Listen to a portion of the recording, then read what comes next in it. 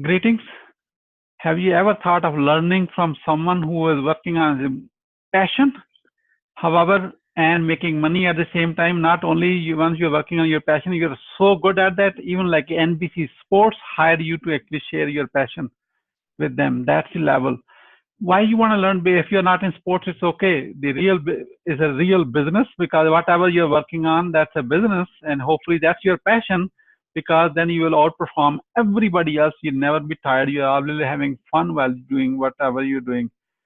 It's never always like the case like this, so don't worry about it. It's not like, everyone, my guest was born and passionate and he started working on that one. He was working some other jobs which he didn't like. I'm sure he is going to share something on that side too. It's Yeah. okay to have a job, and then whenever you get the transition to your passion, you should do it. And that's what we're going to learn from our guest today. In case you don't know me, my name is Mohammed Siddique. I'm the host of a growth hacking show and the co-author of New Success Secrets, which you can grab it from Amazon. Please join me to give a warm welcome to Mark Sullivan. Mark Sullivan is a host and producer of Snowboard Project. Is based in. Let me not give you every secret. Let him give you all the secrets. Why not? Okay. Mark, welcome. Thank you. Thank you for having me. Mark, let me start with this. Where were you? What happened? Who you were surrounded with that inspired you to get involved in the snowboarding project? Oh, well, I've been involved with snowboarding since I was a teenager. And so I've always had that passion. And then I've translated that into various jobs in the media. And then I also became an announcer of snowboarding events. And so basically doing a podcast actually combines my experience making magazines in the media, and then also I announced events, professional snowboarding events, for about 20 years. For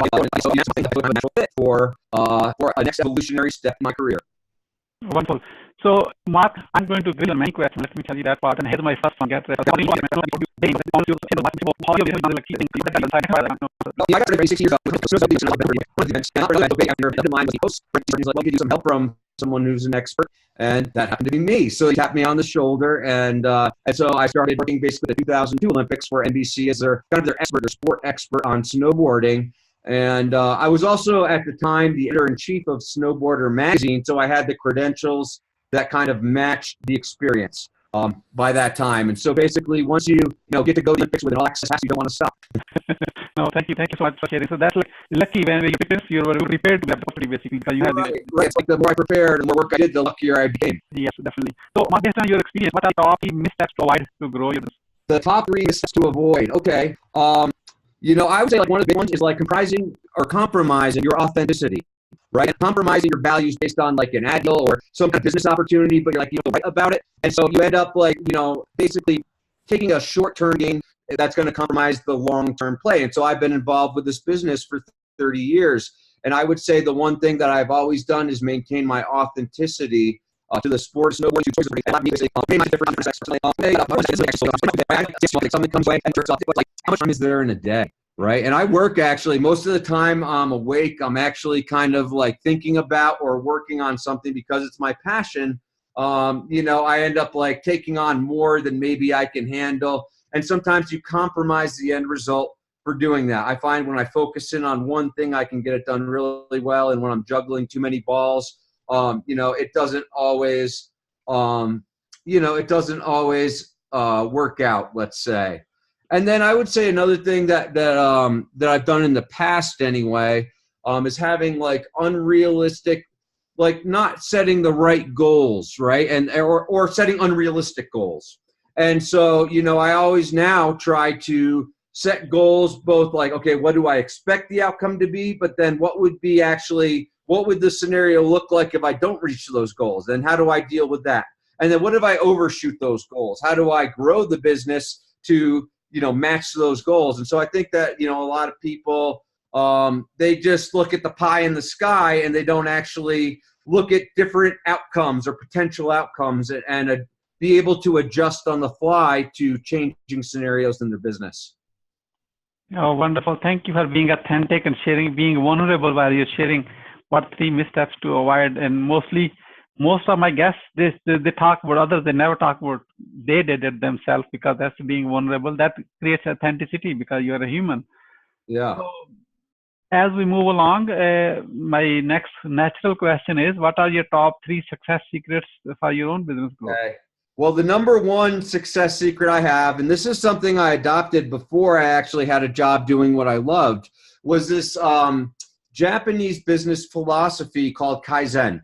And basically what Kaizen means is constant improvement. It's a term that I came across in business school. I went to school for business, and it just connected with me. And in snowboarding as a sport, it's always about progression, right? And then you kind of like look at what you were doing in the past and try to build on that to the next step. And so I take that same philosophy to business. And the way I do that is basically I analyze kind of like what I'm doing right now, and then ask myself kind of like, how do I improve on that? What did I do right? What did I do wrong? And then how do I take another baby step forward? And so I would say that like everything I do is based on taking all these little baby steps. They're not necessarily leaps. It's not just like from failure to success or starting a business and then ultimately succeeding. It's always, grinding away and taking these baby steps towards success. So that would be probably the number one thing. I would say also, do what you love, right? Or like if you can, you find your passion and then you can pour more time and effort into your passion than if it's something that you're just kind of like, oh man, I can't wait for Friday, or I can't wait for the weekend so I can do what I actually want to do.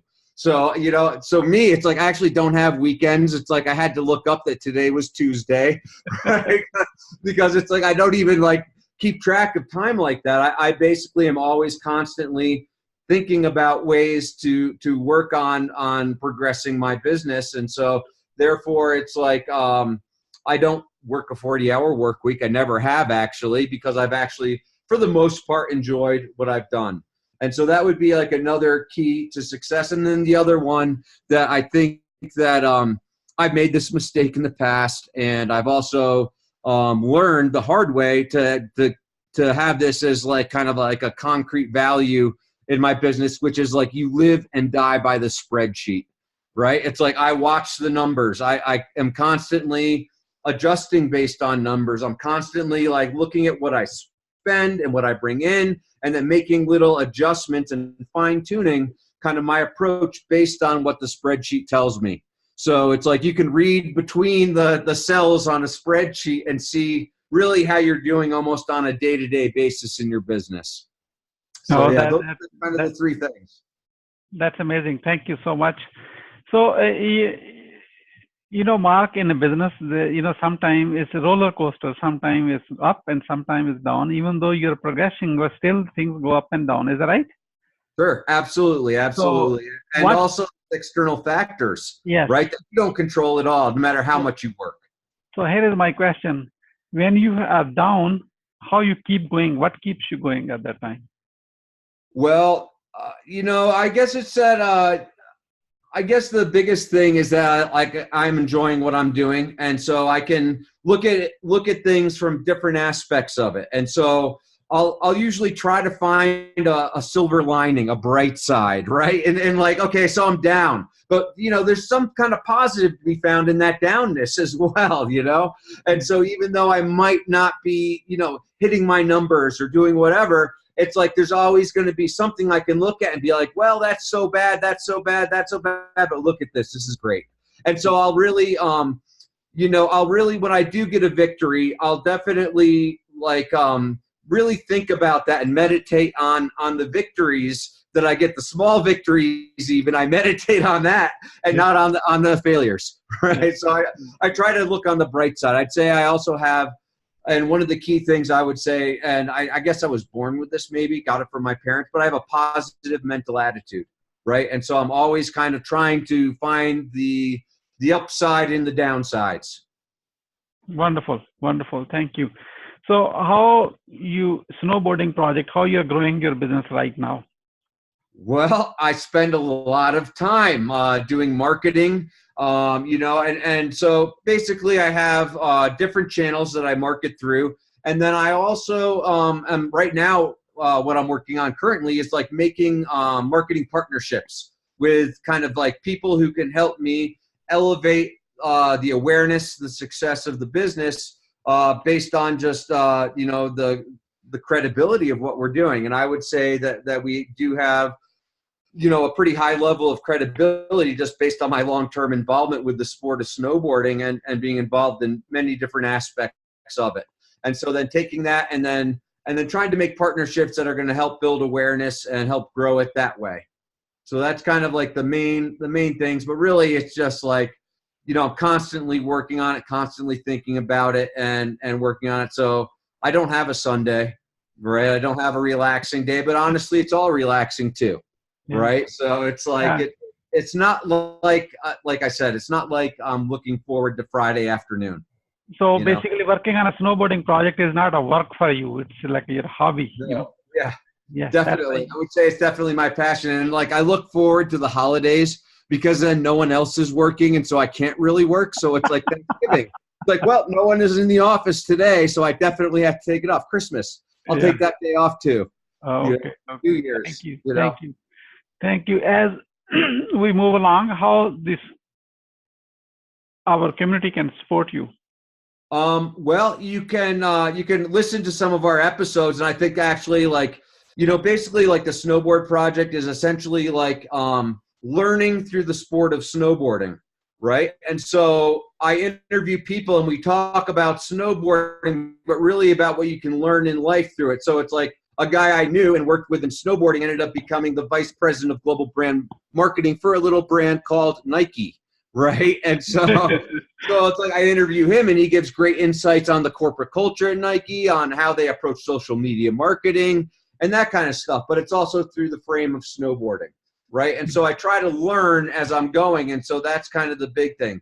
You can go to patreon.com/the snowboard project, support us there. You can just listen to it, rate us, review us. That also helps grow our business organically. So really there's a number of different ways, but I would recommend just going through that list of interviews that we've already done. And I think that there's something that people can connect with, whether they like the snow or not. You don't even have to like the snow to get something out of this interview with the guy who was the vice president of global brand marketing from Nike, But I interview like photographers, I interview all sorts of people, designers, industrial designers, people from all different aspects of the business of snowboarding, and then take their failures and successes and kind of tie them into their passion as well. Wonderful. Mark, as we're about to wrap up, what would you say as a final word? Well, I would say just follow your dreams and have a positive mental attitude, right? I mean, literally anything can happen. And if you open yourself up to doing what you love, it will, the world will come your way. It's like, the idea of, the secret, I also read a lot of books and stuff. And so I'm always trying to improve myself. So just follow your dreams and it can happen for anybody, and if you do what you're passionate about, it'll work out. Yeah, thank you. Very well said. Follow your dream and positive mental attitude, PMA. Positive mental attitude. Thank you so much, Mark, for sharing your wisdom with us today on the behalf of Growth Hacking Show and our entire team. We really appreciate you. This is Mohammed Siddique signing off from Atlanta, Georgia, wishing you good luck, good sales, and I do our path cross again with another amazing guest. Until then, all best wishes. Thank you. Have a great day.